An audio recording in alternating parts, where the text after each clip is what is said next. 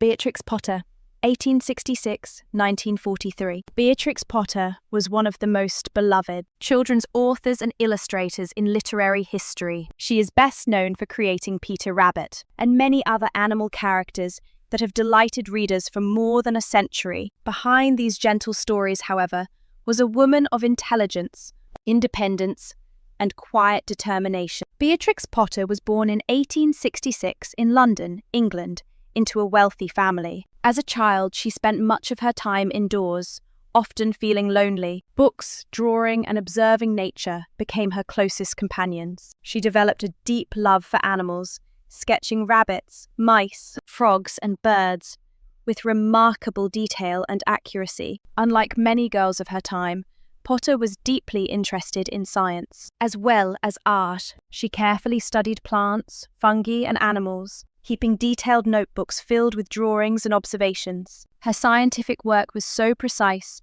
that some of her studies of fungi were later recognized as valuable contributions, even though she was not taken seriously by male scientists at the time. Potter's life changed whenever she visited the countryside, especially the Lake District in northern England. There she felt free and inspired by the natural world. The landscapes, farms, and animals of this region would later become the setting for many of her stories. Nature was not just a background for her, it was the heart of her imagination. Her most famous character, Peter Rabbit, first appeared in a letter she wrote to a sick child. Encouraged by friends, Potter decided to turn the story into a book. After facing several rejections from publishers, she chose to publish the tale of Peter Rabbit herself in 1902. The book was an immediate success, and a new kind of children's literature was born. Potter's stories were different from traditional fairy tales. They were simple, realistic, and closely connected to everyday life. Her animal characters wore clothes and spoke like humans, yet behaved like real animals. Through gentle humor and small adventures,